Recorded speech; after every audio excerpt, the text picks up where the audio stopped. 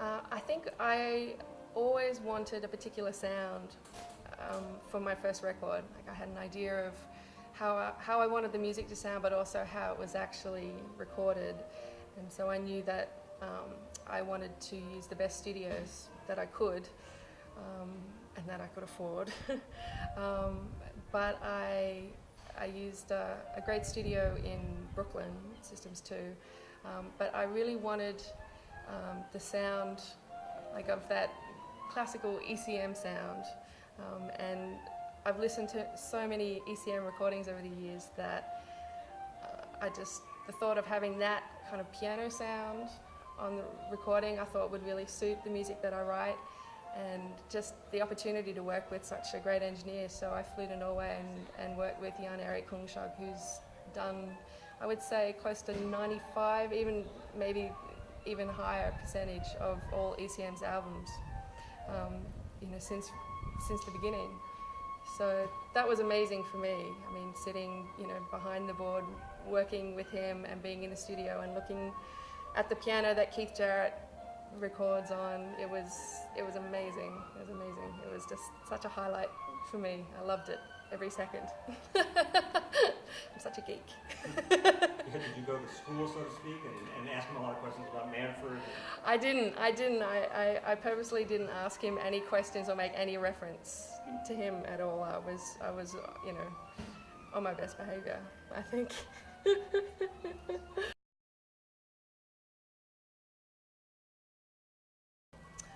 Well, I'm very excited that my new record's coming out because it's my first one. It's my debut record, and it features some of the best musicians that I've come across while I've been in New York for 9 years now. And basically, whenever I've studied or done a gig or watched a gig, I've always kept like a little tally of people that I would like to potentially play with.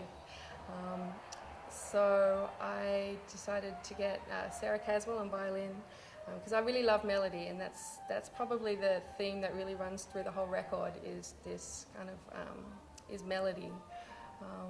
And she's such a natural storyteller when she plays, and she also crosses that bridge between classical and jazz, which is probably where I would, say that my music kind of spends some time.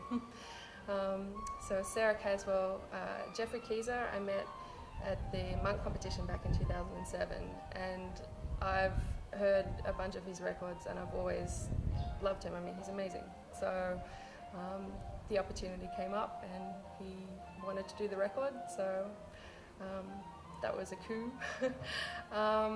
Joe Martin has one of the most beautiful bass sounds I've ever heard, and he was actually briefly my roommate in New York, and so he would practice the Bach cello suite. So hearing that first thing in the morning on a double bass with gorgeous intonation and tone was fabulous, and so he had to be on it as well. Obed Calvert was an amazing drummer, and I went to school at Manhattan School of Music with Obed, and he always, he's such a joyous person, and that really kind of comes across in the music. He's always very adventurous and sounds great, and he sounds like himself, and so that's the core unit of the band.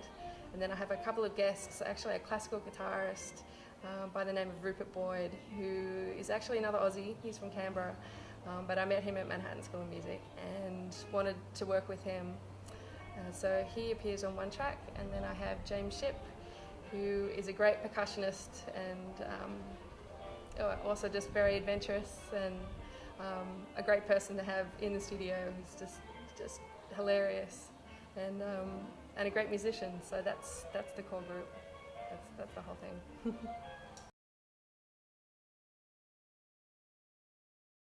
Yeah, Secret Society is definitely a unique band, and Darcy is such an incredible writer and really just writes like himself, and I think he's obviously been applauded for that.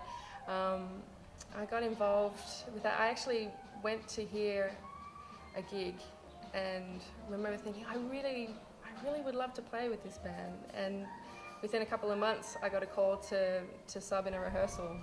So I just made sure that I played as well as I could, and then I subbed on another rehearsal and then ended up doing some gigs, and before I knew it, I think one of the trumpet players moved to London, so I ended up with the gig, which I was very happy about. So I said to Darcy that the fourth trumpet chair is my book.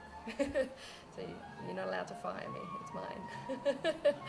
So, but I mean, it's been a great ride, like getting to tour to Europe and obviously play the Newport Jazz Festival. I know the band was actually here 2 years ago, and I fortunately had some engagements back in Melbourne, but so I was really upset that I missed Newport last time. So today's gig was a really big deal for me because I've watched the Newport, the documentaries, and I've heard the albums, and to actually be here is just a really lovely moment for me.